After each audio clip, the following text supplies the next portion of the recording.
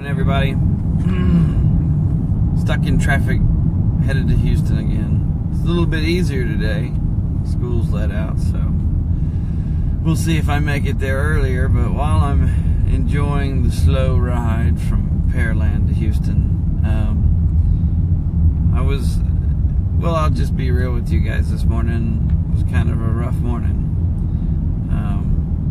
I don't know if you've ever done it. Good morning, Miss Beth. But I don't know if you've ever got up and just been on the wrong side of the bed, not happy with anybody, and irritable, and you know how that is. If you've never done that before, you are not human. I'm just going to put it that way. But I woke up this morning, I was on the wrong side of the bed, and had some selfish reasons why I was not happy with the day starting out, and it's not cool, right? I mean, we talk about so many times how we should give everything to the Father. We should give everything to Him and let Him deal with it, and sometimes we forget to give Him our hearts. And maybe we should start every day with that being the first thing. In fact, in Proverbs 23, that's one of the things that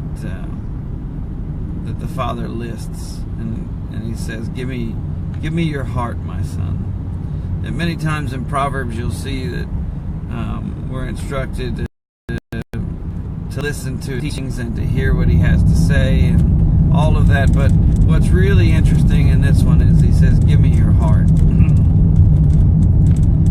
We give Him everything. We give Him we give Him our future, we give Him the things that we do, but sometimes I wonder if we give Him our heart.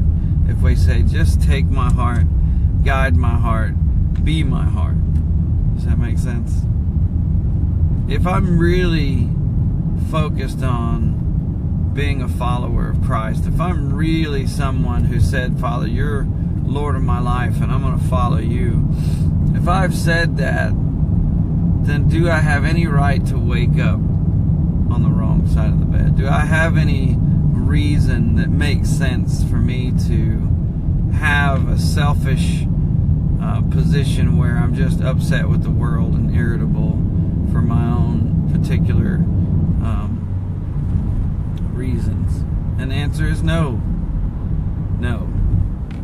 I have no reason to allow myself to get upset or frustrated, or in fact, I really if I've given over to Him, the only thing I should have is joy, or love, or patience, or kindness, or gentleness. At no point, really, should I be upset or frustrated or hurt, or we should allow none of that in and only allow love and patience and all kindness and gentleness and faithfulness. And those are the things that are the fruits of the Spirit. That means that we have the Spirit within us, and that's the fruit that comes out of us. It never says anything about anger or malice or frustration or irritability or whatever the case may be. We don't have the right to have a bad day. We don't have the right, because I can't imagine what would happen if Yeshua had woke up one day and said, you know what, I'm so mad and irritable, and He just started walking away from people and being irritated with people, or not loving people the way that they should be loved. Imagine if Jesus had a moment where He had woke up on the wrong side of the bed. And if you notice, He never did. And if He never did, then I never should, and you never should. Does that mean it's easy? Does that mean we'll never fail? No, but as you find yourself in those places where you are frustrated and you're angry and it's not to say there aren't righteous places where you can be angry. It's how you act on that anger, right? It's how you act on that frustration. And it's also, what is the source of the anger? Is it a true source of anger, or is it you being selfish? Is it you being focused on you? Today it was me being focused on me. And so I want to give my heart to the Father. I want Him to be the director of my emotions. And here's the big thing. I think if we just spend more time really giving our hearts to Him and having Him fill our hearts with who He is, loving on Him and pulling Him close to us, our lives will change. Our lives will change, and those mornings where we're frustrated will change.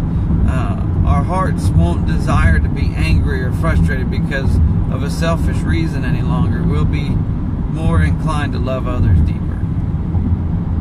Maybe I'm rambling on. But I know that all of us struggle with it. And if we all struggle with it, then maybe we should all focus on the answer to it. Go back to Proverbs 23 and read where he says, "Give me your heart, my son." Give Him your heart.